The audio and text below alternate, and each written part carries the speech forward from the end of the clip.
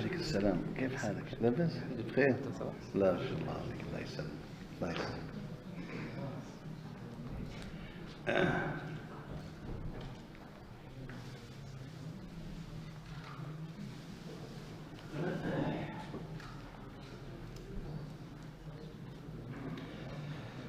الحمد لله ثم الحمد لله.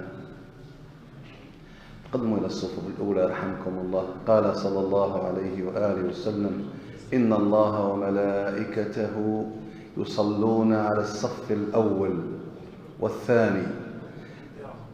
صلاة الله تعالى على المؤمن هي الرحمة والبركة والصحة والعافية وطول العمر. صلاة الله على العبد هي التوفيق. هذا حديث رواه البخاري. النبي عليه الصلاة والسلام يقول: إن الله وملائكته يصلون على الصف الأول. Le prophète sallallahu alayhi wa sallam, il a dit, je vous rappelle du hadith, que les gens, les musulmans qui sont au premier rang, ils ont salat Allah, c'est-à-dire la bénédiction d'Allah et la réussite d'Allah subhanahu wa ta'ala et la santé et le savoir. C'est très très important de comprendre ce hadith. من الأشياء المهمة التي يحرص عليها المؤمن هي طاعة الرسول عليه الصلاة والسلام. لأن إن تطيعوه تهتدوا. Le fait qu'on oublie le prophète, on trouve la guidée. إذن الصف الأول فيه الرحمة. رأى رسول الله صلى الله عليه وسلم أناس في المسجد، حديث في الصحيح، فغضب وقال: ما زال قوم يتأخرون حتى يؤخرهم الله. هذا في المسجد. Il a vu des gens qui étaient loin du premier rang. Il a dit, il y a des gens qui restent derrière, qui restent en dernier jusqu'à Allah subhanahu wa ta'ala, et le laisse tout le temps en dernier. ما معنى يؤخرهم الله؟ لا يعني أنهم كفرة وأنهم يذهبون إلى، لا، يؤخرهم عن البركة، يؤخرهم عن السابقون، عن الأولون. الإنسان يكون سباق للخير، سباق إلى الطاعة، سباق إلى كيف نطبق الحديث. اللهم اجعلنا منهم. قولوا آمين. يا أحبابي، الحمد لله الذي هدانا لهذا وما كنا لنهتدي لولا أن هدانا الله، وكلنا نشهد أن لا إله إلا الله. لا إله نفي إلا الله إثبات. لا يستحق العبادة في الوجود بحق إلا الله. اللهم اجعلنا من أهل لا إله إلا الله. ونشهد أن سيدنا ونبينا محمدا عبده ورسوله وصفيه وخليله، صلى الله عليه وآله وأصحابه وأزواجه وذريته وعلى من سار على سنته إلى يوم الدين. آمين. ثم أما بعد، حياكم الله وبياكم، أي رفع قدركم وشفاني وشفاكم وجعل الجنة إن شاء الله مثواي مثواكم. قولوا آمين. آمين يا رب العالمين. يا أحبابي، فقبل كل شيء نرحب بالإخوان الضيوف الذين زارونا من عمان إلى فرنسا، إلى هذا المكان. جاءوا لزيارتنا وجاءوا لغاية واحدة، هي لا إله إلا الله، هي المحبة والأخوة والزيارة والدعوة إلى الله سبحانه وتعالى. On remercie les frères qui sont venus de Yémen, de Amman, qui nous ont visité, qui ça fait un mois qu'ils sont là, qu'on dit soyez bienvenus. البيت بيتكم إن شاء الله. شرفكم الله وأكرمكم الله سبحانه وتعالى. qu'Allah Ta'ala ait mis ça dans leur bonne action, dans leur compte de jugement dernier. نسأل الله تعالى أن يجعل هذه الزيارة في ميزان حسناتكم، وأن يجعلها في رصيدكم يوم لا ينفع مال ولا بنون إلا من أتى الله بقلب سليم. آمين. يا أحبابي، تكلمنا في الدرس الماضي عن سيدنا النبي عليه الصلاة والسلام لما نهى عن الوصال. لما الصحابة رأوا النبي صلى الله عليه وسلم يواصل يصوم اليوم واليومين والليلة والليلتين، فألحوا عليه، قالوا يا رسول الله نحن نريد أن نواصل كما أنت تواصل. فنهاهم النبي عليه الصلاة والسلام قال أنا لست كأحدكم أنا يطعمني ويسقيني ربي. On a parlé l'autre fois, on va faire la suite, que le prophète alayhi salam, il a vu cette priorité, si on peut dire, elle était uniquement pour le prophète. Il jeûnait le jour, il continue le jour et la nuit consécutifs, sans manger, sans faire un arrêt. Les compagnons, ils veulent, ils ont voulu, ils ont demandé au messager d'Allah, on a envie de faire comme toi. Le prophète, il a interdit. Ils ont insisté. فهم الصحابة يريدون كثرة الخير. فالنبي صلى الله عليه وسلم واصل بهم. يقول الراوي، الحديث رواه البخاري وأبو داود واللفظ له، الراوي يقول فواصل بهم النبي صلى الله عليه وسلم يوما ويومان. Il a fait 2 jours consécutifs. فشق عليهم ذلك.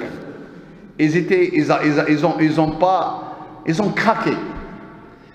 فاليوم الثالث رأوا الهلال شوال، يعني العيد ما في صيام، ما نصوم العيد، ما نصوموش.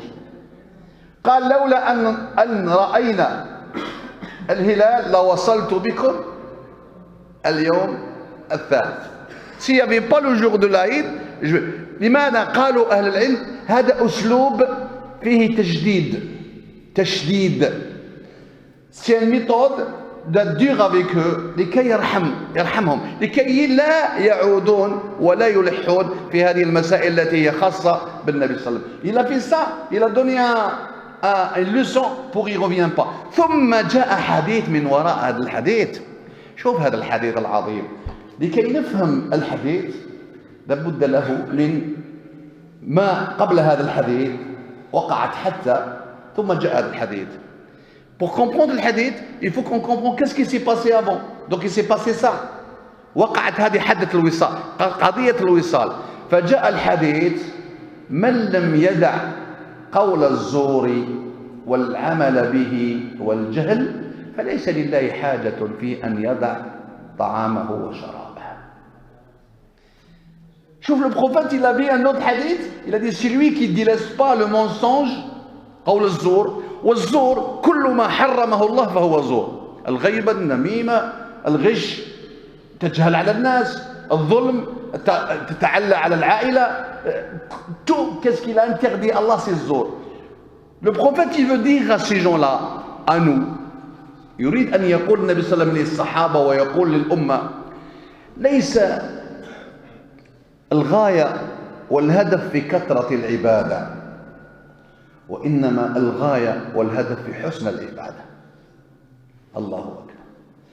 Ce n'est pas l'objectif de faire beaucoup de choses au mois de Ramadan, de lire beaucoup de Coran, de jeûner, travailler beaucoup. Le prophète, il a dit non.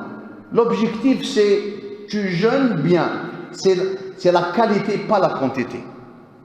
يعني أنت مطلوب منك أن تحافظ على الصيام في شهر رمضان من طلوع الفجر إلى غروب الشمس. تحافظ على هذا الصيام، تحافظ عليه باش بالجوارح. Tu protèges ton jeûne avec tes membres du corps. لسانك، ماذا يخرج من لسانك؟ qu'est-ce qui sort dans ta langue؟ هذا الزور. إذا قلت مثلا الزور هو الفرق بين الزور والكذب، la différence entre le mensonge et le faux témoignage. En général الزور هو تغيير الحقائق. الزور tu changes la vérité، تضليل العدالة، l'égarement de la justice. الكذب هو المطلق. تقول جاء أحمد وهو لم يأتي أحمد، وكذاب قال جاء أحمد il est venu mais il n'est pas venu. Il a dit ça comme ça. هذا اسمه ايش؟ الكذب. أما الزور فهو يتعلق بثالث. مثلا قضية من القضايا في المحكمة، هذا غير مسكين، مقتل، ما دار شيء، إذا باف كوميان كريم، يأتي الثالث ويقول أنا شفته، جلبي، أقسم بالله، من أجل فلوس أو حاجة، فالرجل يذهب به إلى السجن 30 سنة يضيعوا له حياته. Ils vont le pourrir sa vie, 30 ans de prison, il n'a rien fait à cause d'un faux témoignage. Et c'est pour ça que le prophète sallallahu alayhi wa sallam, quand un jour il était en train de donner un cours des grands péchés, كان يعطي درس في الكبائر ذنوب الكبائر فلما وصل إلى شهادة الزور قام il s'est mis debout كان متكئ il était allongé فلما وصل إلى ألا وشهادة الزور قام فأعادها 3 مرات فاحمرت عيناه ses yeux ils ont devenu rouges كأنه منذر جيش حتى الصحابة قالوا قلنا ليته سكت. Il s'est mis debout. ألا وشهادة الزور ألا وشهادة الزور ألا وشهادة الزور. كيف أعطى لها أهمية. شوف النبي يقول في الحديث من لم يدع قول الزور والعمل به. قول الزور هو ظالم، واحد يظلم إنسان ظلمه بكلمة أو بفعل، أخذ ماله ظن فيه ظن السوء، هذا السوء، هذا الزور. Tu penses du mal de ton frère, tu prends le mal de ton frère, tu fais du mal à la maison, tu fais du mal à ton frère à la mosquée، أخوك في المسجد تظلمه، أخوك في الإنسانية تظلمه، هذا كله زور. والنبي إيش يقول؟ يقول من لم يدع، يعني يترك قول الزور والعمل به والجهل. شنو هو الجهل هنا؟ يقصد الجهل هو أنك تجهل المسألة؟ لا، الجهل الذي يجهل على الناس، يظلم الناس، يتجبر على الناس ويطغى على الناس بعلمه أو بماله أو بأي شيء، يريد أن يتجبر ويحسب نفسه أنه أفضل منهم. Celui qui veut se montrer qu'il est mieux que les autres, qui déborde, qui veut faire injuste avec les gens، هذا قالوا العلماء صيامه باطل. سبحان الله، عجيبة. قال ايش يقول الله النبي صلى الله عليه وسلم؟ قال من لم يدع، من لم يترك، celui qui ne laisse pas, qui ne s'éloigne pas de قول الزور والعمل به فليس لله ايش؟ حاجة. يعني ربي ايش راح يدير بصيامه وقيامه؟ ربي ما يقبل منه. Allah il accepte pas. C'est ça qu'il faut qu'on comprenne. Donc les compagnons, quand ils voulaient faire le wissal, الصحابة أرادوا أن يواصلوا مع النبي صلى الله عليه وسلم، فبين لهم النبي صلى الله عليه وسلم أنهم ليست الرضا الله تعالى، الله يرضى علينا إن شاء الله نقول آمين. رضا الله تعالى، la satisfaction d'Allah, ce n'est pas dans la quantité، ليست في كثرة العبادة ولا في كثرة الصيام والصلاة والحج، ولا هي أنك تحسن العبادة، أنك تطهر قلبك من الشرك، من الغل، من حب السلطان، من حب الدال، حب السلطة أقصد به، حب الدال. T'aimes pas toi-même l'égoïsme، moi je suis mieux que l'autre. لا، الله تعالى لا يحب ذلك. Allah quand il voit، والله يرى كل شيء، quand il voit que ton cœur il est purifié، ton cœur il aime les musulmans، il aime les gens en général، لما يرى أن الله تعالى أن قلبك يحب المسلمين ويحب الإنسانية يحب الناس، فالله تعالى سوف يرضى عنك ولو بقلة العمل. اللهم ارضى عنا. إن شاء الله اللي satisfait de toi t'as gagné. ولهذا يا أحبابي اليوم ندخل في مسائل فقهية كما تعودنا على المذاهب الأربعة. On parle la jurisprudence de 4 écoles، أبو حنيفة والشافعي والإمام مالك والشافعي وأحمد بن حنبل، نتكلم عن هذا الخلاف ونعطي القول الراجح، ونقول أنهم في الأئمة الأربعة كلهم صح، فعلى الإنسان يختار أي رأي من هذه الآراء وهي اجتهادية. فاختلاف الأئمة رحمة للأمة كما قال أهل العلم. يعني le fait qu'ils sont en divergence les 4 écoles، c'est un rahma، clémence، miséricordieux pour la communauté. ولهذا قلنا الصوم، صوم رمضان، نحن في أيام الأخيرة من شعبان، اللهم بارك لنا في هذه الأيام وبلغنا رمضان يا رب، que bientôt on va rentrer au mois de Ramadan. الصوم كما تعلمون ولا له ركنان. Le jeûne il a 2 piliers، كما الصلاة لها أركان، الإسلام له أركان، الإيمان له أركان. واحد قال لي حتى التقوى له أركان، صح هذا أم لا؟ أركان الإسلام كم؟ أركان الإيمان كم؟ 6. Donc 5 piliers de l'islam, les 6 piliers de la foi. قال لك أركان التقوى 4. هل هذا صح أم غلط؟ اللهم زدنا علم، اللهم زدنا علم. قال لك أركان التقوى هي العمل، الخوف من الجليل، والعمل بالتنزيل، والرضا بالقليل، والاستعداد ليوم الرحيل. هناك من الفقهاء من قالوا ذلك وهذا جميل. Il y en a qui ont dit les piliers de la foi, il y en a 4. De appliquer القرآن، العمل بالتنزيل يعني هو الوحي، النقل، on applique القرآن. وزيد الثاني الخوف من الجليل، la crainte d'Allah. أنا جاب الجلالة، الصفة الجلالية. الله له صفات، الله لا دي كاليتي. كاين عنده الصفة الجلالية والصفة الجمالية. من أراد أن يعطيه المولى تعالى من صفاته الجمالية قال لك فليجعل بينه وبين الصفات الله تعالى الجلالية وقاية. تجعل بينك وبين الحرام وقاية، يعطيك الله تعالى من صفاته الجمالية. Tu fais une protection entre les interdits, Allah il te donne des qualités de beauté d'Allah تعالى، الجمال. ولهذا الحسن البصري رحمه الله لما كان يدرس للناس كان وجهه يتلألأ من النور. حسن البصري quand il faisait des دروس il y avait de la lumière de son visage. قالوا يا حسن ما السر في ذلك؟ Dis-nous c'est quoi? Donne-nous la recette, c'est quoi la lumière qu'elle sort? قال نحن قوم خلونا في الظلمة لجلاله فكسانا من جماله. Allah. Nous avons fait une protection, on s'est éloigné de les interdits, Allah nous a donné de sa beauté. شوف جمال الله. ايش هو جمال الله؟ هل جمال الله هو هذيك سماهم في وجه؟ كاين كثير من المسلمين يظنون ان هذيك السوداء، الطاشة السوداء في الجبهة هي التي ذكرها المولى تعالى سيماهم في وجه. هذا غلط.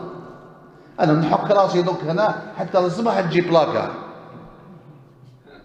لا، هي نور الله تعالى، نور لا لوميير d'Allah يقذفه الله تعالى في قلبك ذرة. فأنت بالطاعة. يقول ابن عباس رضي الله عنهما إن للحسنة، اسمع، إن للحسنة ضياء في الوجه ونور في القلب. Ibn Abbas il a dit une bonne action ça éclaire le visage, ça fait la lumière dans le cœur. وإن للسيئة سوادا في الوجه وظلمة في القلب. لا يعوذ بالله. C'est lui qui fait des mauvaises actions, son visage il est gris. On a nos frères qui sont noirs, machallah, ils ont la lumière. Bilal, Aswad, ولكن منور. Mais وجه فيه سواد، ولكن السواد هذا فيه الرماد، سواد المعصية.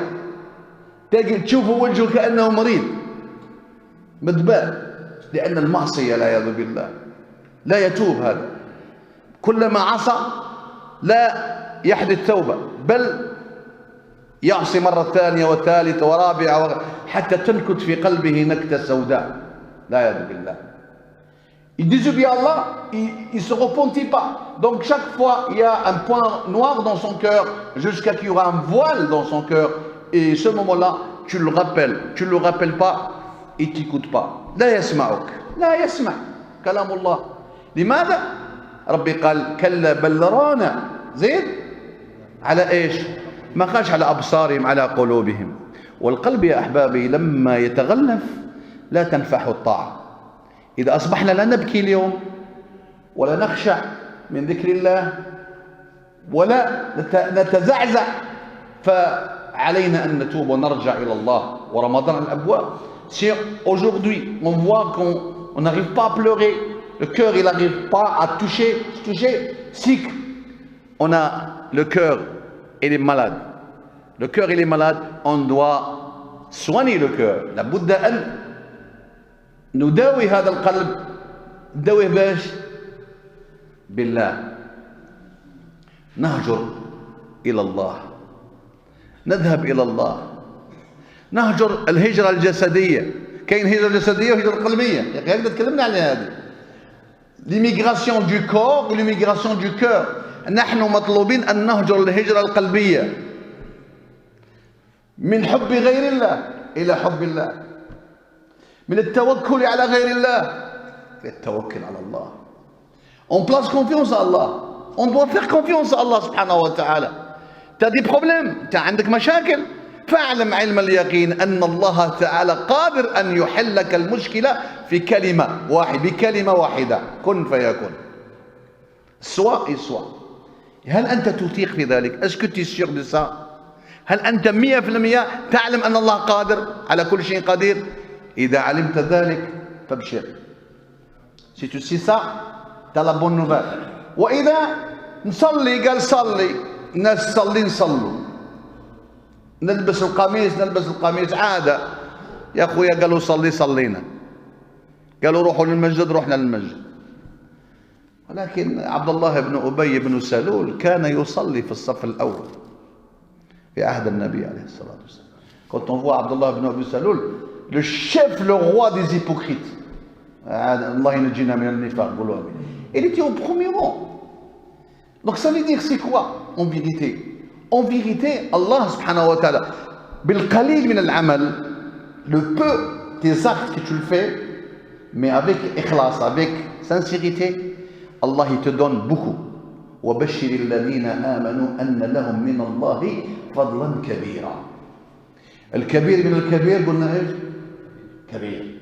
إذا جاك الجزاء من الكبير، هذا الجزاء يكون صغير أم كبير؟ كبير. الله يعطيك الكبير سبحان الله. إذن السر في ذلك ما يشك أنك تواصل في رمضان كما واصل النبي صلى الله عليه وسلم، أن نواصل وأن نكثر من الصيام ونتعب أنفسنا وندير كذا. لا، الله النبي صلى الله عليه وسلم قال لا لا لا لا، ليس الأمر كذلك. Ce n'est pas de faire plein de choses au mois de Ramadan et ربي ايش يدير بواحد صايم ويواصل وهو لا يغض البصر ولا يحافظ على اللسان، يظلم، يغش ويظلم أهله في البيت، يحقر ويتجبر. هذا حتى ولو يواصل كل الشهر ما يقبل ربي منه. والله في 30 jours consécutifs الله ne l'accepte pas. لأن النبي صلى الله عليه وسلم أراد أن يبين لنا أن الغاية من الصيام هو أن تحافظ على صيامك. لهذا قال من لم يدع قول الزور والعمل به، قول الزور والعمل به والجهل. ها وش قال النبي صلى الله عليه وسلم؟ قال معليش. هل قال معليش صيامه صحيح ورب؟ لا، ما قال هذا يا أخي النبي رحمة. Est-ce que le prophète dit c'est pas grave, celui qui délaisse, qui fait le mensonge, qui fait l'injustice au mois de Ramadan, qui contrôle pas sa langue, qui fait du mal, qui arnaque les gens, qui je ne sais pas quoi. Bon, معليش à cause de Ramadan, Allah il va le pardonner. Il n'a pas dit ça. C'est ça les musulmans, il faut que nous les musulmans on se réveille. المسلمين نحن لازم نستيقظ لهذه الأحاديث. احنا on prend les choses à la légère. نحن لا نعطي القيمة للأحاديث. قال ربما يجي يقول لك هذا ضعيف، حديث ضعيف. البخاري يا أخي إيش ضعيف؟ البخاري بعد القرآن يجي البخاري. من لم يدع قول الزور والعمل به والجهل فليس لله حاجة في أن يدع يترك طعامه. ما معنى هذا الكلام؟ يعني الله لا يقبل منه. Ça veut dire qu'Allah il n'accepte pas. C'est très important de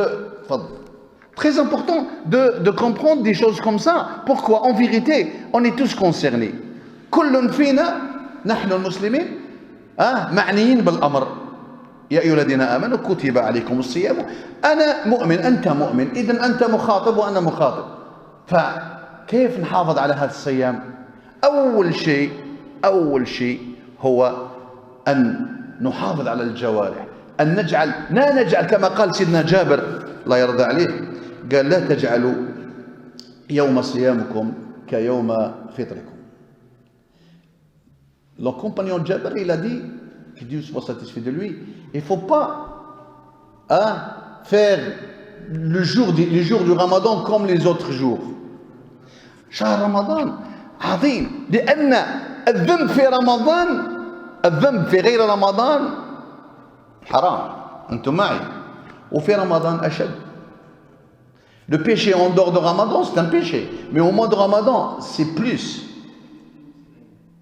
تخيل في رمضان إنسان يضيع معظم الأوقات في الغيبة. Une personne au mois de Ramadan, il perd le temps dans la médisance. Il parle derrière les هذاك وهذاك وكا وفلان من طلوع الشمس إلى غروب الشمس. هذا ما فهم، ما فهم أن هذا الصيام. ولهذا هذا الذنب تاع الغيبة هو حرام في غير رمضان، في رمضان أشد. ولهذا يقول النبي صلى الله عليه وسلم في الحديث الصحيح، يقول إن الله يبغض الغني المتكبر والفقير المتكبر أشد، ويبغض الشاب الزاني والشيخ الزاني أشد. شفت القياس؟ Allah il déteste le riche orgueilleux, le prophète qui dit صلى الله عليه وسلم, et le pauvre orgueilleux plus. لماذا؟ هذا غني، قلنا أنه اغتر بماله، عنده مليارات، غرته الدنيا. إن الإنسان لا يطغى أن رآه استغنى. Il a la fortune. On dit, on ne trouve pas d'excuse. On dit, ouais, il est riche. أما الفقير، هذا فقير لم يجد العشاء في الليل يتكبر على الناس، هذا خبيث النفس، هذا خبيث النفس. الزاني الشاب يقولوا شاب زنا، أكرمكم الله، un jeune est tombé dans l'erreur. ونحن أهل السنة والجماعة لا نكفر أهل الكبائر. Nous on est de sunna الجماعة، celui qui fait un grand péché on n'est pas dit كافر، هذه كبيرة من الكبائر. إن تجتنبوا كبائر ما تنهون عنه نكفر عنكم سيئاتكم وندخلكم مدخلا كريما، ندخلكم الجنة. طيب من هذا الشيخ يمشي يمارش avec deux cannes، يمشي بعكازتين ويزني، هذا خبيث أم لا؟ خبيث النفس. إذن أين الله يبغض الغني المتكبر والفقير المتكبر أشد، ويبغض الشاب الزاني والشيخ الزاني أشد. إذن المعصية في رمضان شديدة لا يد بالله. Donc le péché au mois de Ramadan c'est énorme. C'est pour ça qu'on va se préparer. نتهيأ يا أحبابي إلى رمضان. أولا لا نتهيأ، الطعام لا تحمل هما، الله تعالى يعرف فين تسكن ويجيب لك الطعام، ما تخافش. طعام tu vas manger, t'inquiète pas. Toi quand tu dis à tes enfants, tu appelles tes enfants, allô, تتكلم مع الزوجة، tu parles avec ta femme، تقول لها ياسين، مصطفى، مامادو، أحمد، كلاو، هل أكلوا؟ Est-ce qu'ils ont mangé? T'inquiète pas pour Mamadou, pour Ahmed, ils ont mangé. يعرفوا الكوزينة، يعرفوا الثلاجة والفريجيدار، اسألهم هل صلوا أم لا؟ لأن الماكلة ما ياكلوش، هما يستناوك ينتظروك أنت حتى ياكلوا. Ils vont pas t'attendre toi.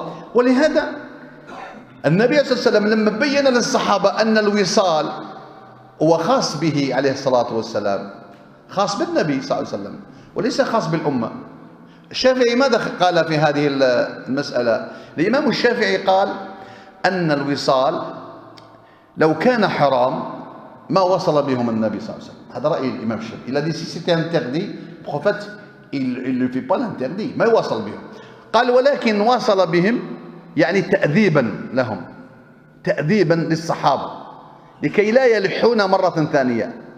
Pour il n'insiste pas la prochaine fois. Après ils ont compris qu'il a fait 2 jours. وصل بهم النبي صلى الله عليه وسلم بالصحابة يوم ويومين، ويقولنا يوم الثالث ايش ظهر؟ هلال ايش؟ شوال، هلال شوال. لما ظهر إلى الشوال قال لولا أن نرى شوال لوصلت بكم الليلة الثالثة. كان يشوف يعطيهم الجوع يورينهم، لأن النبي صلى الله عليه وسلم قال لست كأحدكم شي با كوم فو موا. النبي صلى الله عليه وسلم يطعمه من الله. كيف يطعمه؟ بالحريرة ولا لا؟ يطعمه بالتسبيح. يطعم النبي، الله يطعم النبي صلى الله عليه وسلم بالتسبيح، بالذكر، كيف يتقرب إلى الله، فالله تعالى يطعمه بذلك. سبحان الله العظيم.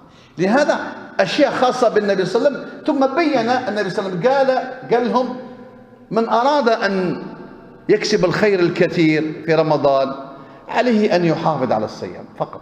Celui qui veut gagner beaucoup de bonheur au mois du Ramadan, qui respecte le Ramadan. يحافظ على صيامه وقيامه وعلاقته بالقرآن، علاقته بالإخوان، التواضع لله، تواضع. La modestie c'est très important. إياك أنت تختم 5 مرات أو 10 مرات تظن أنك أنت أفضل من جارك أو أفضل من صديقك. لو فكرت في ذلك الله يحبط لك الأعمال. والله يا إخواني. Et c'est ça qu'est-ce qu'on a tombé dans le piège. Si tu penses que tu es mieux que l'autre, parce que toi tu connais mieux que lui, tu as fait beaucoup de traitements, Allah il va détruire tes actes. لأن الله تعالى يرانا كلنا سواء في الدنيا، ولكن حاجة واحدة، إن أكرمكم عند الله أتقاكم.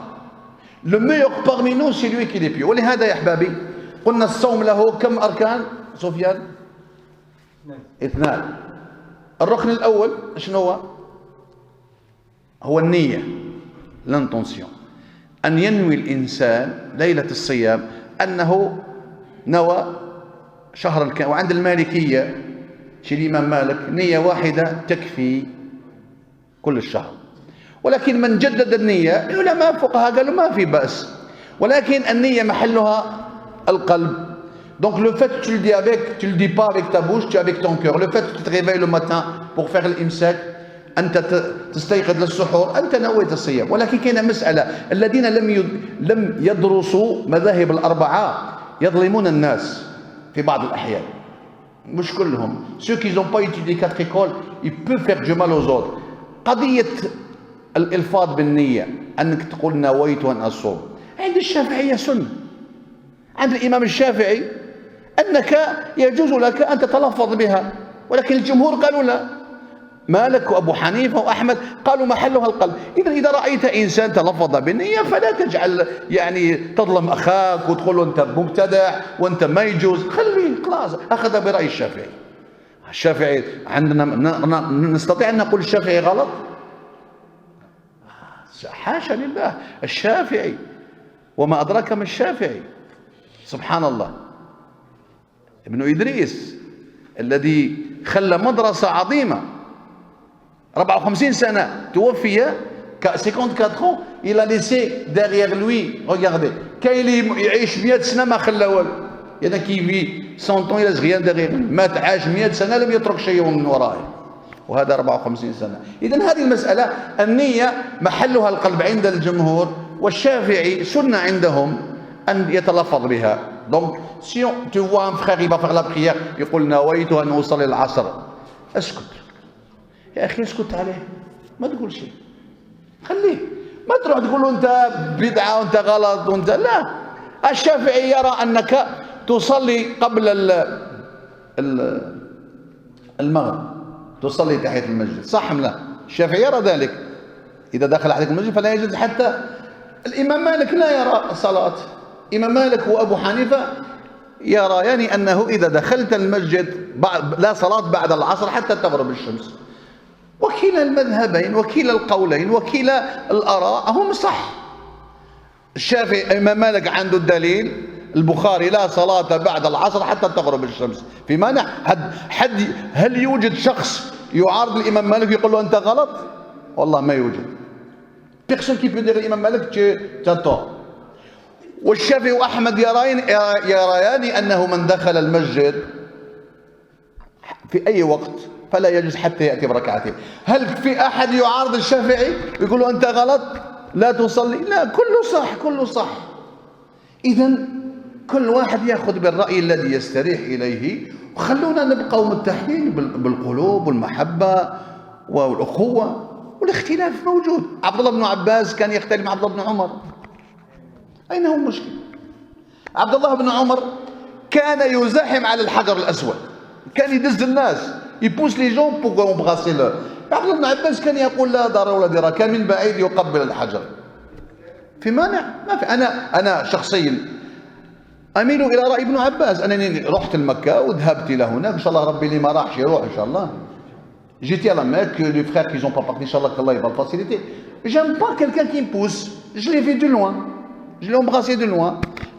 Je ne veux pas pousser les gens, je ne veux pas quelqu'un me pousse. أنا ما نحب ندز الناس وما نحب الناس يدزوني. ولكن ابن عمر كذلك يرى أن في ذلك لأنها عبادة وأنها حجر وقبله النبي صلى الله عليه وسلم. لابد هذه كلها اختلافات، والناس معادن. نعم تفضل. الناس معادن، كل إنسان يأخذ بالرأي. طيب قلنا الركن الثاني ايش هو من الصيام؟ هو الإمساك عن المفطرات. ركنين برك، عنده دو بيليي دو لو جون دو موا دو رمضان. الإمساك عن المفطرات من طلوع الشمس إلى غروبها، يعني لا تأكل ولا تشرب، وإذا كنت متزوج فتقف هذه العلاقة الجنسية. pas de relation charnelle, tu manges pas, tu bois pas. هذا الشرط. وتكلمنا عن من شروط الصيام عن العاجز، لانكابابل، القادر. من شروط الصيام قلنا الإسلام والقدرة والإقامة، يعني الإسلام إلى كاباسيتي. قلنا العاجز هو شكون؟ لانكابابل. العاجز هو عجز مستمر، لانكاباسيتي بيرمانونت، عجز مستمر. قال الفقهاء دائم، مثل الشيخ الكبير الفياق، والشيخة الكبيرة لا فياي، والمريض الذي لا يرجى برؤه. فهذا القسم من الناس قلنا ايش سفيان؟ يفطر يطعم ولا يقضي. هذا يطعم ولا يقضي، ما يقضيش، هذا يغفي با. هذا يطعم عن كل يوم مسكين، معروف هذا. طيب هذا وشنو العاجز؟ ايش؟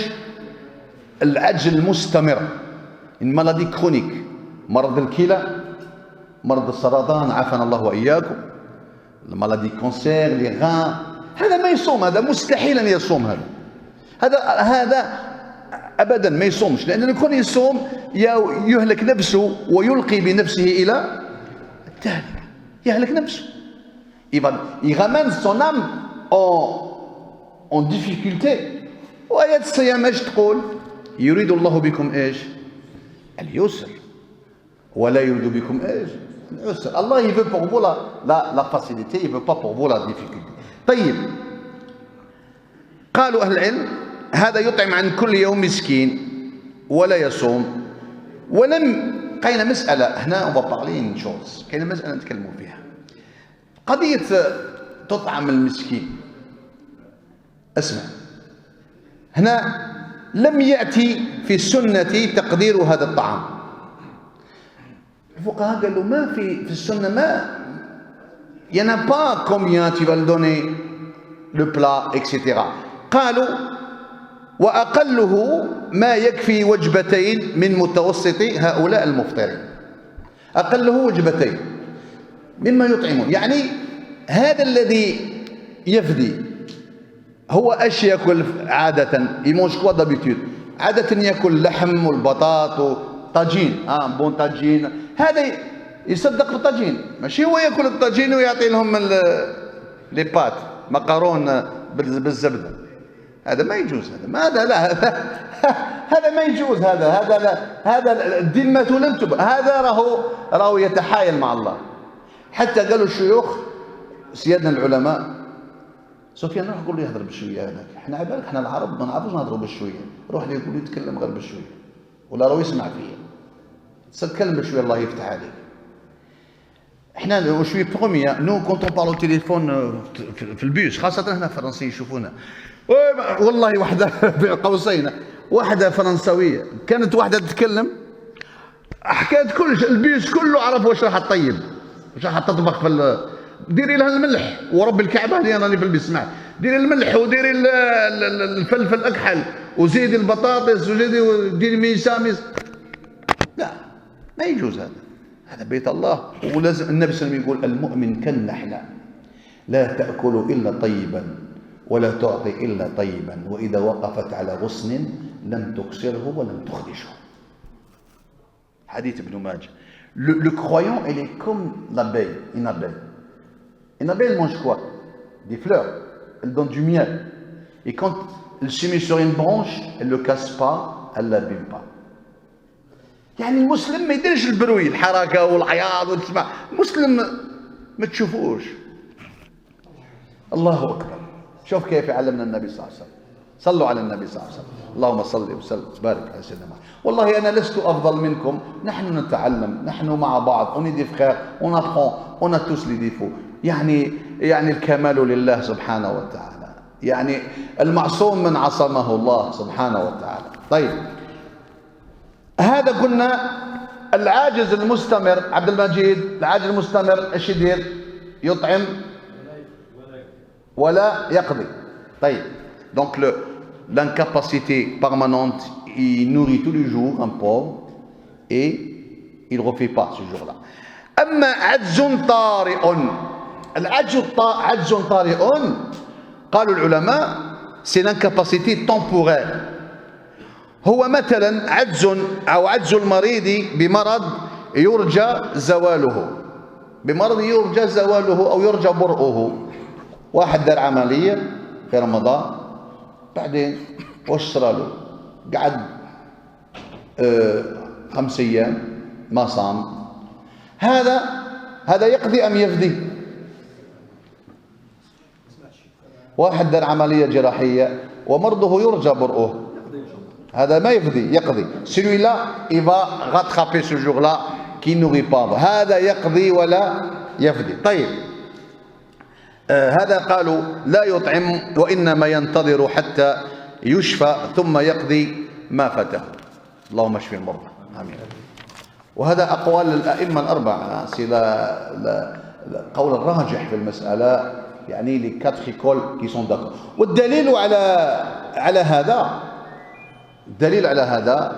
la preuve de ça، الله تعالى يقول فمن كان منكم زيد مريضا أو على سفر فعدة من أيام أخرى. هنا كاينة مسألة، قال من أيام ما لم يقل من الأيام، هنا نكرة أيام. السر في أيام أنك تقضيه في أي يوم، يعني استطعت في أي يوم أردت أن تقضي فيه. أيام يعني ليست مقيدة، أي يوم تريد أن تقضي يعني الدين فتقضيه. قال أيام. قالوا علماء اللغة العربية les savants des Arabes، الله il a dit من أيام أخرى. أيام il n'a pas dit الأيام، ça veut dire tu es libre. Parce qu'il y a des frères, quand ils ont des dettes sur le mois du Ramadan, après il y a les 6 jours de Shawwal. كاين بعض الإخوان عندهم دين في رمضان 6 أيام ويدخل شوال، يقول لك يا شيخ أنا أقضي ديني أم أصوم شوال؟ هي المسألة سهلة عند العلماء. عند الشافعي، شوف الشافعي ايش يقول. الشافعي يقول لك، شوف الشافعي، شوف رحمة الشافعي، يقول تنوي في قضاء أيام رمضان، تنوي فيهم صيام شوال، فيعطيك الله تعالى قضاء رمضان وشوال. هذا والله رأي الشافعي. هذا لا أقول لكم خذوا بهذا الرأي، ولكن رأي الشافعي من أراد من كان ضعيف الصيام، ضعيف القوة، امرأة، فيأخذ بهذا الرأي. ينوي أن يقضي بعد رمضان يعني صيام 6 أيام أو 5 أيام، وينوي أيضا نفس في نية واحدة أن يصوم شوال. الشافعي قال الله تعالى يعطيه يعني الأجر، أجر أنه قضى الدين، وأجر. الشافعي a dit celui qui a des dettes au mois du Ramadan, après le Ramadan, il veut faire les 6 jours de Shawwal, il a 6 jours de dette, il fait l'intention, les deux, il rattrape, en même temps il fait Shawwal. Ça l'école de الشافعي. هذا رأي آخر يقول لك لا، عند الإمام مالك، الإمام مالك لا يرى صيام شوال. الإمام مالك لا يرى صيام شوال، ما لا يرى صيام شوال، لا يراها أنها واجبة أم سنة. هاي شفت خلاف. الإمام مالك il voit pas les 6 jours.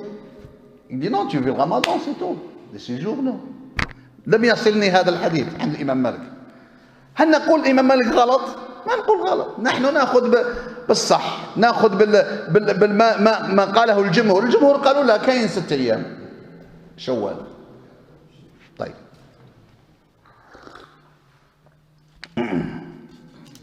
طيب الله يقول فمن كان منكم مريضا أو على سفر فعدة من أيام أخرى. طيب عن أيام أخرى. والدليل على العجز الدائم هذا في المريض الذي يرجى برؤه هو المسافر، لو فواياجور. قلنا كما قال المؤلف ابن قدامة رحمه الله، قال يباح لأربعة أو 4 أشخاص في رمضان. قلنا كلمة يباح ذكر المسافر، كلمة يباح هو إيش؟ يباح نعم اختيار. أحسن.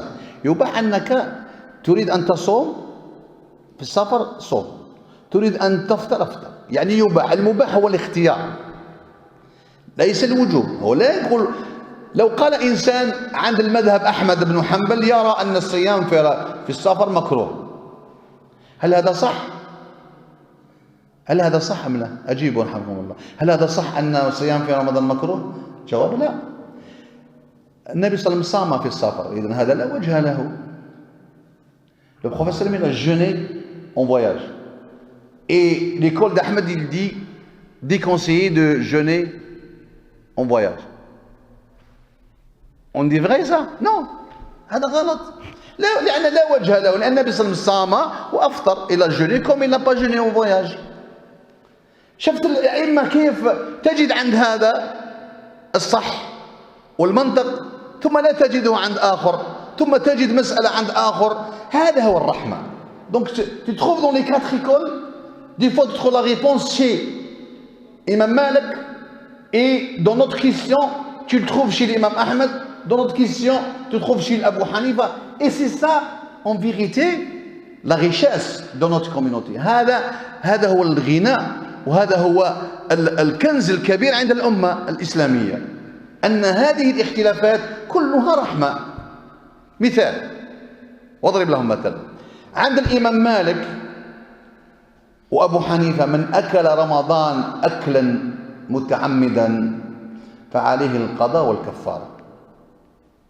Chez l'imam Malik ou Abu Hanifa, celui qui mange volontairement, il va rattraper 60 jours et le jour qu'il ne l'a pas fait.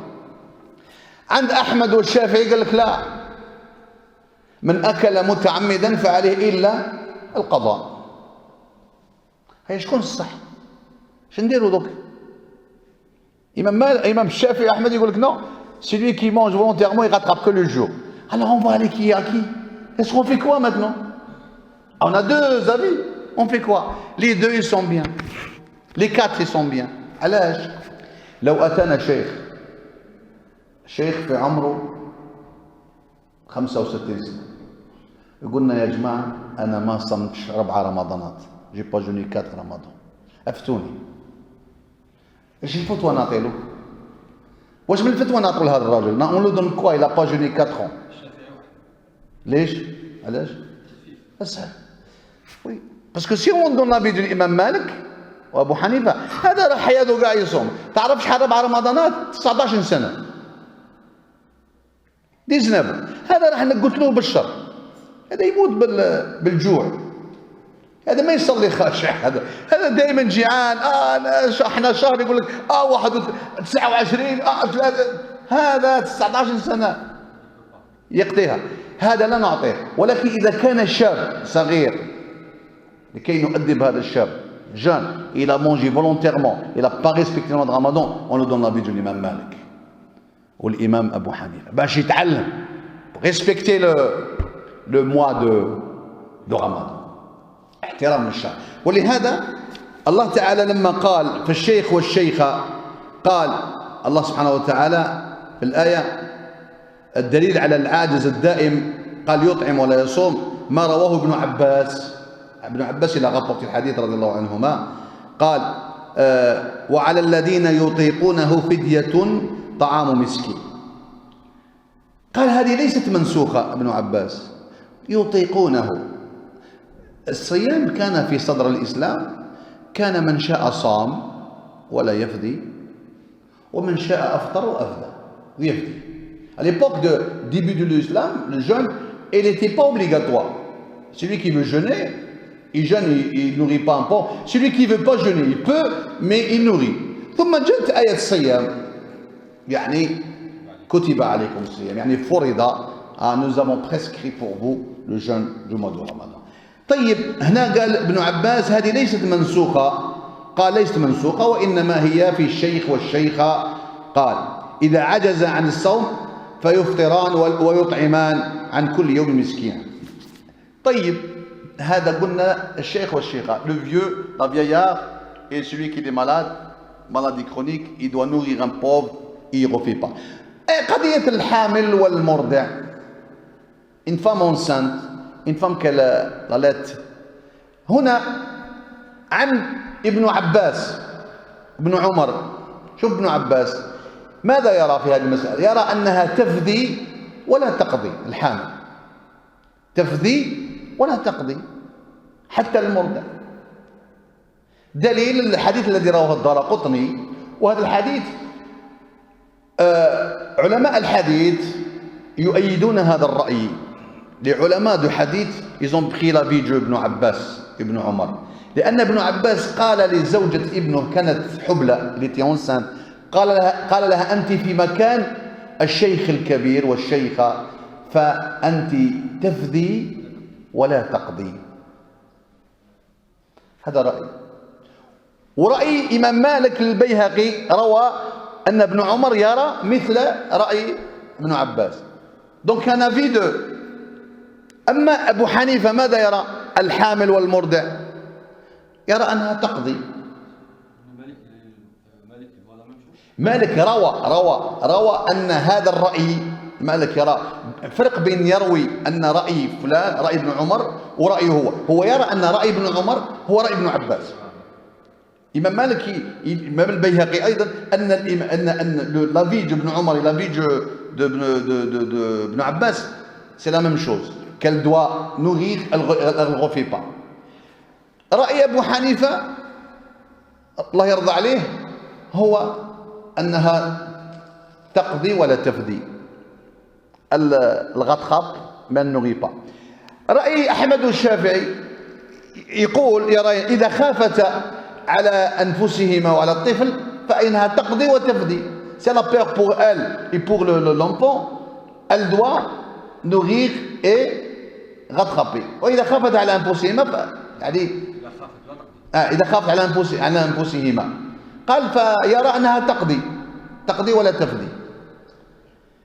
ولكن هذه آراء اجتهادية، سي دي زافي اجتهاد، هذا اجتهدوا. الإنسان يأخذ من أنا بيرسونالمون أنا يعني شخصيا أخذ برأي ابن عمر. أنا أفتي لأهلي أو بناتي أنهم يأخذون بهذا الرأي. ليش؟ لأن المرأة كل سنة تلد، لو قلنا لها تقضي وراح تقضي فين راح تكمل؟ Si chaque année elle accouche, elle doit rattraper quand? وقتاش؟ ما سبحان الله. والدين دين سهل، دين التيسير. صح مش صح؟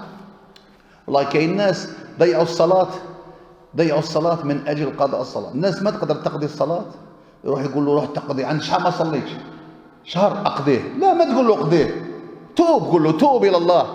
واحد ما صلى 15 يوم، il a pas fait la prière 15 jours. Tu vas pas lui dire il faut que tu te rattrapes les 15 jours. أنت عليك أن تقضي 15. يا ما يرجع لكش للصلاة. قل له توب إلى الله، توبة نصوحة، الله تعالى يغفر لك. على الأقل تجيبه إلى الصلاة. لو يقولوا أنت روح قضي شهر، يقول لك ملكي عاد شهر هكذا الشيطان يحل الباب وما يزيد يصلي. هذا ما دام ما زيد تشوفه يصلي، تطلع عليه الحصة يقول لك عندي شهر ما صليت، شهرين، عام، سنة، سنتين، يولي بعيد على الله. الأفضل أنه يصلي أم لا؟ أفضل أنه يتوب إلى الله. الله قال والذين لا يدعون مع الله إلها آخر ولا يقتلون النفس التي حرم الله إلا بالحق ولا يزنون. ذكر أشياء ثلاثة: الشرك، ذنب عظيم، association، الزنا، القتل، l'assassinat والزنا، أكرمكم الله. Donc ceux qui font ça, qui ne se repentent pas, ils vont voir quoi après la mort? Quel du châtiment? فسوف يلقى أثاما يضاعف له العذاب يوم القيامة ويخلد فيه مهانا. شوف الاستثناء: إلا من تاب وآمن وعمل عملا صالحا. هذا قتل ويتوب عليه الله. يتوب عليه الله. ميزان الله لا موش ميزانك أنت. قال ابن القيم رحمة الله عليه: la balance d'Allah c'est pas comme notre balance. Nous quand on voit quelqu'un il a tué 99 personnes, on dit ah celui-là il va pas au paradis. صح ولا مش صح؟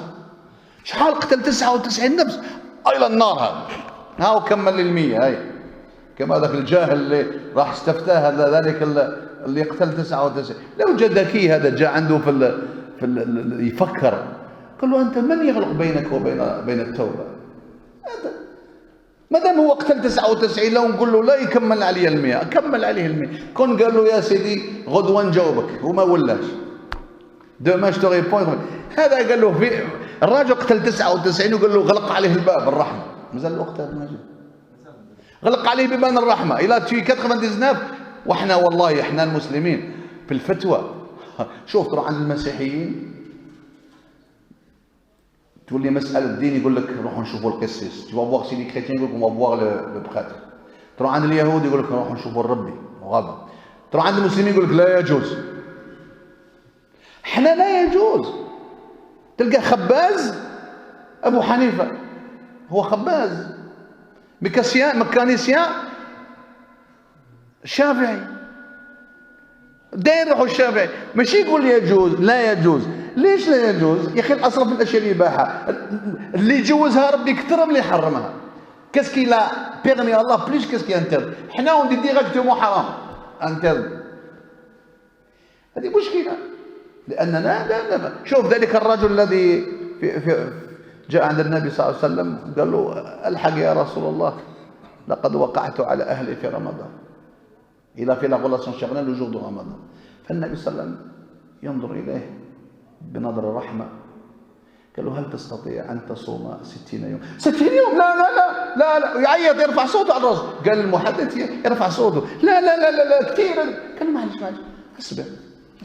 هل تستطيع أن تطعم 60 يوم؟ 60 أنا فقير يا رسول الله. Tu peux jeûner 60 jours? Non non non. Prophète calme-toi. Le gars il a fait une bêtise. Le prophète il cherche la solution. يحوسوا على الحل. قال له هل تستطيع أن تعتق رقبة؟ Tu peux libérer un esclave. يا رسول الله كيما moi كيف؟ قال له أصبر. فالنبي صلى الله عليه وسلم الرحمة المهداة ينظر إليه بنظر الرحمة. فجاءوا إلى النبي صلى الله عليه وسلم بمكتل أو إناء فيه الرطب. هذيك نحن نقول الدقلة.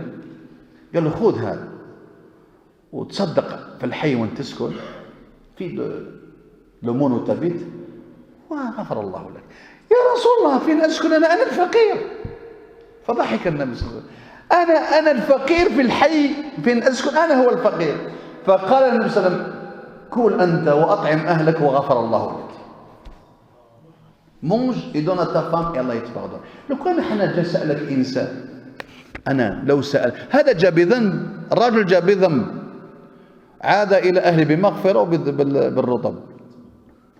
Il est venu avec un péché, il rentre chez lui avec des dates, avec un pardon, les feuilles blanches. لو كان احنا نفسي وانت كيف ما تصبر في رمضان؟ tu peux pas patienter؟ يا أخي ملهوب لا حول ولا قوة. 60 يوم هيا يعطيه يفتيله 60 يوم 60 يوم 60 أكثر من 60 يوم. شوف النبي أرحم بنا عليه الصلاة والسلام. هو المشرع. يا أخي ليش أنت تتعصب على هذا؟ هو أنت هو إذا أذنب إنسان جاء قلبه منكسر أفضل. قالوا المذنب التائب أفضل من الطائع. هاي روح يا سيدي. المذنب التائب أفضل من لماذا؟ لأنه منكسر قلبه منكسر. مدلول أمام الله، صلي هو مدلول. هذاك الطائع ربما متكبر شوية، تلقاه الله أكبر، هذاك في قلبه منكسر، وذاك في قلبه يخمم على البيتزا ويخمم على الزفار، لأنه رجل صلى الأوقات في المسجد وخلاص قال أنا وصلت. هذا غلط.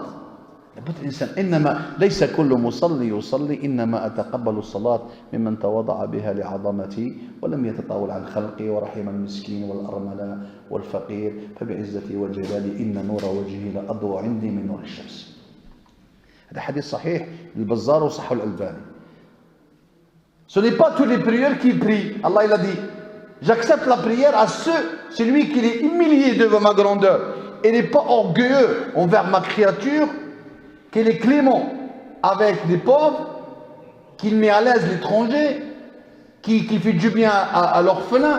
Allah il a géré par sa grandeur, sa puissance. Il a dit la lumière de son visage en vérité, elle est plus éclairée que la lumière du soleil. ولكن هذا النور من الذي يرى هذا النور؟ الملأ الأعلى. Les gens de là-haut qui voient cette lumière, qui toi tu as une lumière, tu es en train de marcher, mais ils savent tu es qui. اللهم اجعلنا منهم. طيب يا أحبابي، كم بقي من الوقت عبد المجيد؟ 20. الله أكبر. 10 أكثر. طيب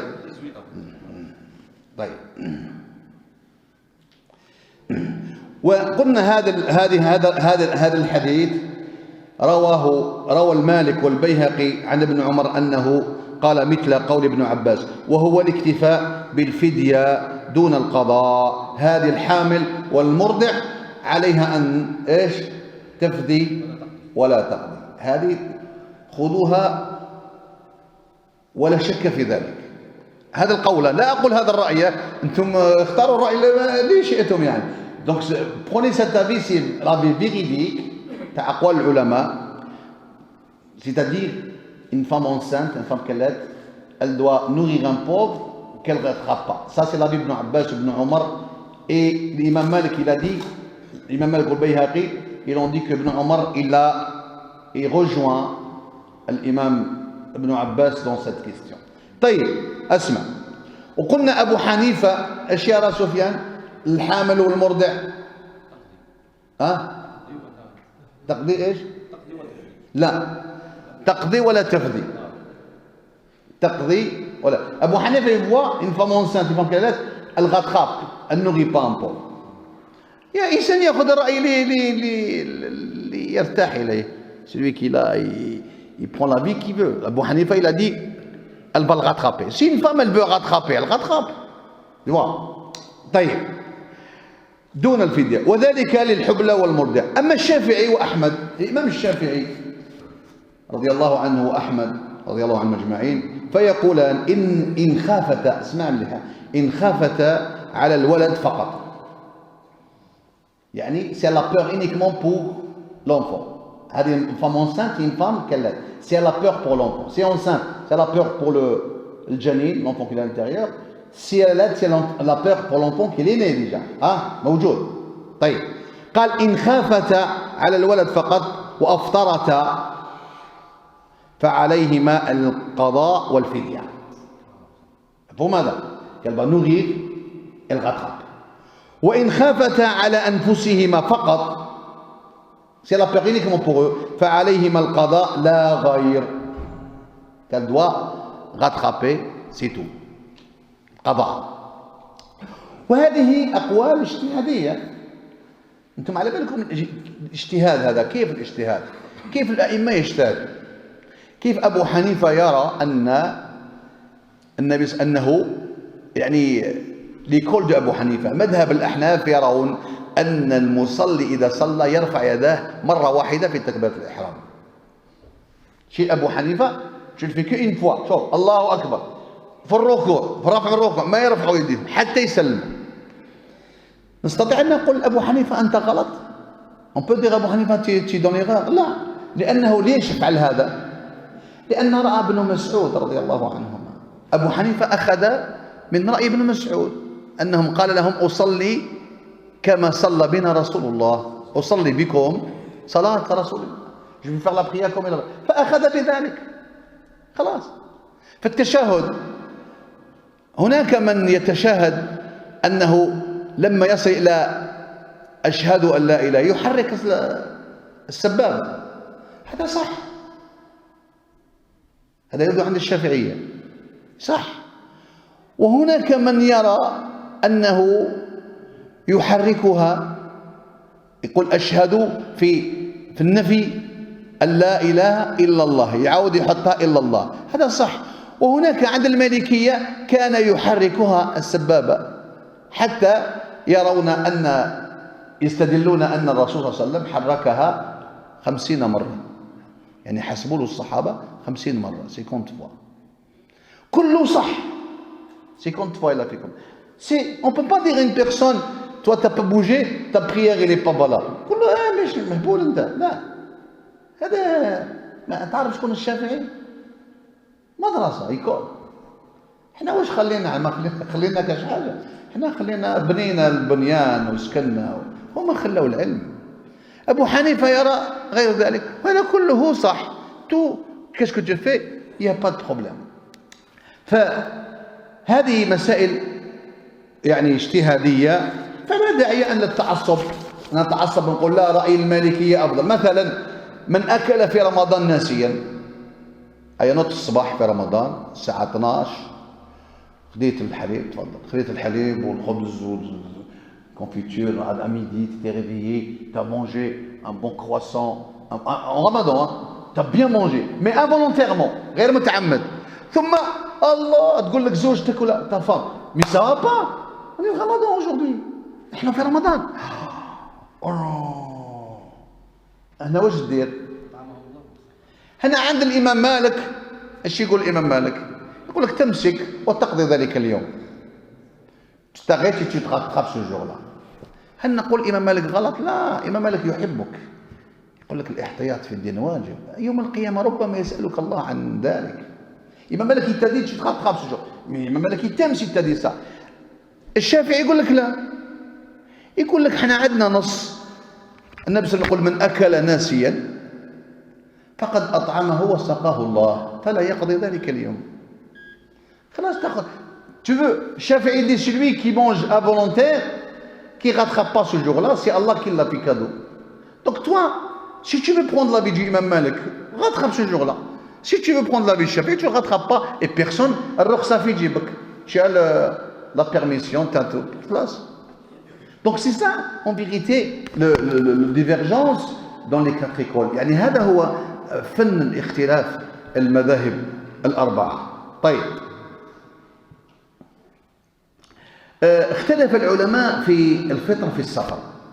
Maintenant le voyageur, ils sont en divergence, est-ce qu'il jeûne ou pas? هل هذا المسافر يعني يفطر؟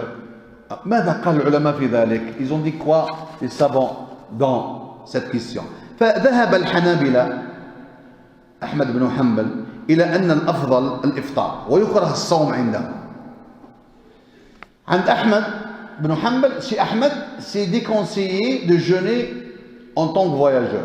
Mais ce n'est pas la meilleure avis. هذا ليس بالقول الراجح، لأن كما قلنا النبي صلى الله عليه وسلم صام في السفر. هذا لا وجه له. النبي يفعل مكروه؟ ما يفعل مكروه. Le prophète sallam ne fait pas quelque chose de déconseillé. Donc ça c'est l'avis du imam Ahmed. Il voit que le voyageur il doit pas jeûner. طيب. هذا ليس بالصواب، لأن القول بكراهة الصوم مع ثبوته عن الرسول عليه الصلاة والسلام لا وجه له، لأن الصواب إيش هو فعل الرسول صلى الله عليه وسلم. Le juste c'est qu'est-ce qu'il a fait le prophète عليه الصلاة والسلام والصحابة. إذا أردنا التفصيل قالوا العلماء si on veut يعني prenez la bonne réponse dans cette question. تفصيل في هذه المسألة أن الأفضل للمسافر حسب حاله. هذا رأي الإمام مالك.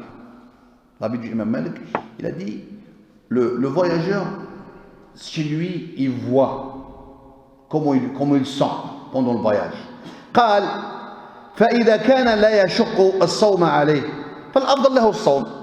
إذا كان الصوم لا يشق عليك, si tu jeûnes et ça te fait rien du tout, tu es en forme, tu jeûnes, c'est mieux. لأن تصوم مع الناس أفضل من أن تصوم مع غير الناس. تجون avec في زمن الصيام أفضل أن تقضيه. نعم. طيب هذا، والدليل على ذلك الاقتداء بمن؟ بالرسول. On doit prendre l'exemple, le prophète عليه الصلاة والسلام comme exemple. قال عليه الصلاة والسلام يعني هي أولا الاقتداء، ثانيا قالوا العلماء هي أسرع في إبراء الذمة. أسرع أنك أنت صمت خلاص، نحيت على ظهرك هذه الأمانة. tu as pris tes dettes. إبراء الذمة قالوا العلماء. نعم. ثالثا أن إن كان الصوم رمضان في السفر، ها هو شوف المسألة عند الإمام مالك. الإمام مالك إن كان الصوم في رمضان أسهل وأفضل بالنسبة للصائم فعليه أن يصوم، لأنه أيسر له. يريد الله بكم اليسر. Si le jeûne de Ramadan, le voyageur, il voit qu'il peut jeûner au mois de Ramadan, il sent bien, vaut mieux qu'il jeûne. Parce que c'est ça, en vérité, c'est la facilité pour le musulman. وما كان أسهل وأيسر فهو أفضل. سبحان الله، شفت الدين تاعنا، ما كان أسهل وأيسر فهو. Quelle que soit la question dans la religion, facile et tu le pratiques tranquille, c'est ça l'islam, c'est ça le mieux. نعم. لأن الله تعالى لا يريد بنا العسر. والدليل على أنه، شوف أبا الدرداء رضي الله عنه، أبا الدرداء c'est un compagnon. قال كنا مع رسول الله صلى الله عليه وسلم في البخاري صلى الله عليه وآله وسلم في سفر. On était en voyage avec le messager d'Allah في رمضان. وذكر من شدة الحر. شوف الصحابة كيف يعطينا هذه المفاهيم. il faisait trop chaud. شدة الحر يعني الشمس كانت قريبة من رؤوسهم وهم صيام يجني. ومنا من يتقي الشمس بيده. شوف ذاك التعبير، يعني الشمس يعني يتقي الشمس بيده. ما معنى يتقي الشمس بيده؟ يغطي الشمس بيده. ها الشمس يبروتيج avec ses mains. il a rien pour le protéger. يتقي الشمس بيده. الشمس هي هنا تحرك باش ما تقيش راسه. هذا في رمضان قال. هذا الحديث متفق عليه. قال وليس فينا صائم، هذا الحديث، إلا رسول الله صلى الله عليه وسلم وعبد الرحمن ابن رواحة. متفق عليه. ليس فينا صائم إلا رسول الله وعبد الرحمن بن رواحة. Il y avait personne qui l'a jeûné sauf عبد الرحمن، le prophète عبد الرحمن بن رواحة. هذا من راوي الحديث؟ أبو الدرداء. قال كنا on n'a pas jeûné, on a mangé au voyage, il n'y avait que le prophète qui l'a jeûné et Abdurrahman ibn Rawah. Le reste, ils ont tous mangé. هذا من جهة. قال العلماء اسمع. أما الحالة الثانية، la deuxième position de voyageur، الحالة الثانية، وهو كون الصوم يشق على المسافر مشقة يسيرة. يعني tu jeûnes le Ramadan mais ça te gêne un peu، يعني مشقة خفيفة، وجع رأس، عطش وقلق شوية وأنت صايم. قالوا محتملة، يعني هذا المشقة محتملة تتحملها، tu peux le supporter. فالصوم في حقه صحيح ولكن بالكراهة، مكروه عند الفقهاء. اللي دي كونسي. شفت الرخصة سبحان الله، مكروه. ايه سبحان الله، شفت الدين تاعنا احنا نعرفه غير الصوم خلاص ما شاء الله، ولكن لابد ان نفهم. انت الصوم اذا كنت مقيم، اذا كنت بصحة، هذا صوم، انت خلاص واجب عليك الصيام. اما اذا كنت في سفر عندك رخصة في جيبك، هاي الرخصة يعني. ولكن اذا صمت، tu as une permission quand tu es voyageur. Si tu jeûnes, tu te sens un peu maux de tête, un peu de vertige, ton jeûne il est valable mais il est déconseillé. وش معنى هذا الكلام صحيح ومكروه؟ ايش نفهم من هذه المسألة؟ شكون يجيب على هذا السؤال؟ إذا كان صيامك صحيح ولكن مكروه، ما فيش كثرة الحسنات. لو نريد أن نعرف المكروه، يؤجر تاركه ولا يؤتم فاعله. المكروه إذا أنت كان المكروه وكان الصح، يعني صحة العمل الفرض صحيح، هذا مقبول، ولكن ما فيه الحسنات الكثيرة، لأن أنت يعني الله أعطاك رخصة وأنت لم تستعملها. الله يتدون بيرميسيون tu l'as pas utilisé. طيب، قالوا هذا إذا كانت مشقة. أما إذا كانت مشقة كبيرة، نعم مشقة كبيرة في الصيام، يعني صمت لكن خلاص وجع راس والجوع وعطش وأصبحت حتى ما تملك نفسك، لا تملك نفسك ولتغضب وكذا وانضريت، يعني فهذا حرام.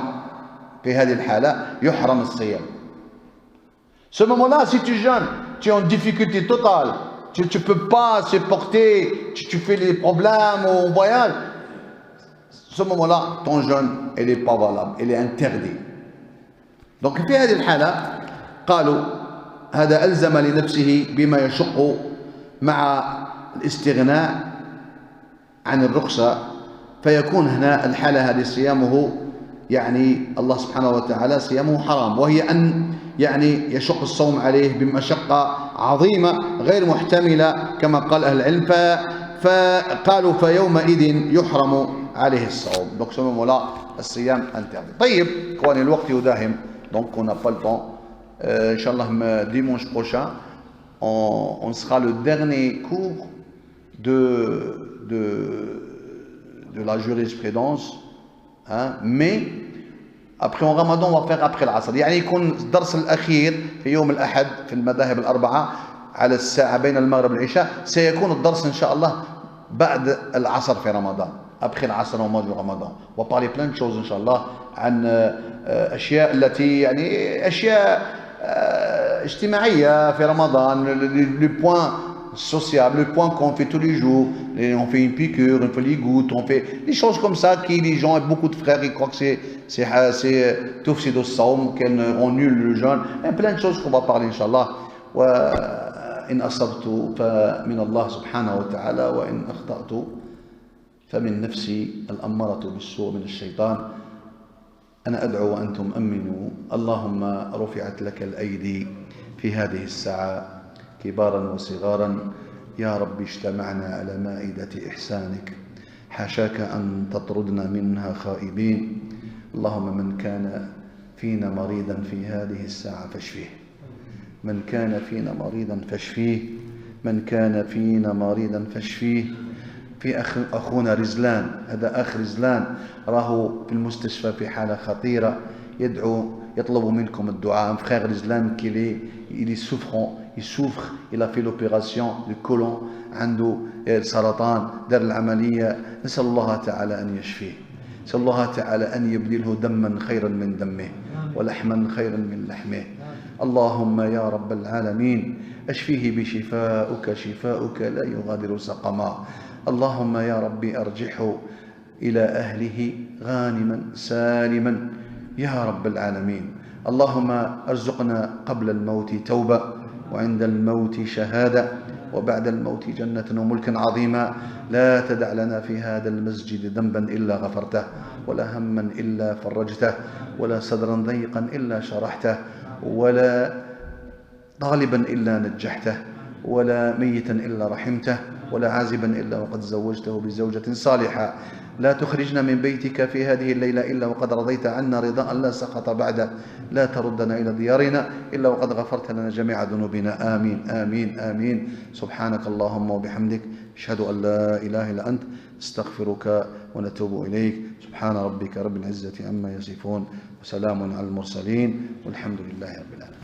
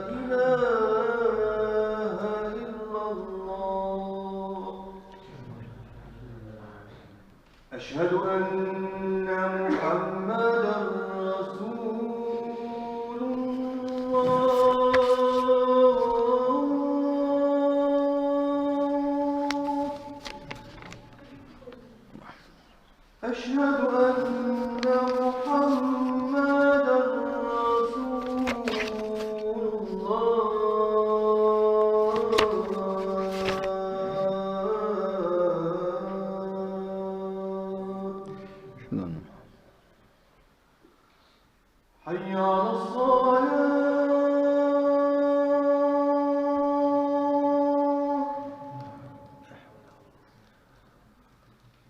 حي على الصلاة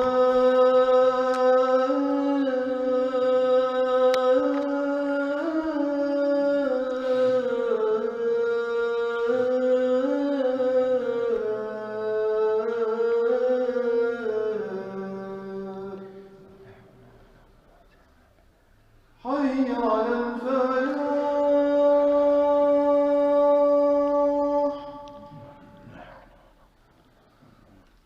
حي على الفلاح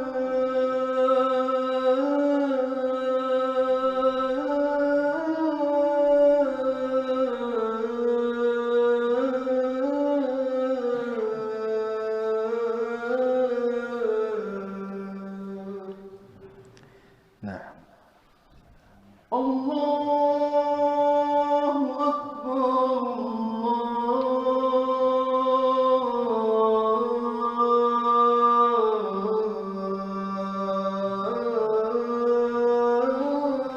الله أكبر الله أكبر. لا إله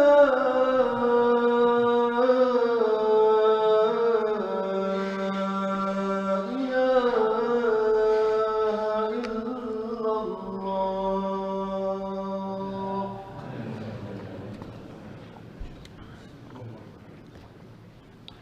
لا إله إلا الله.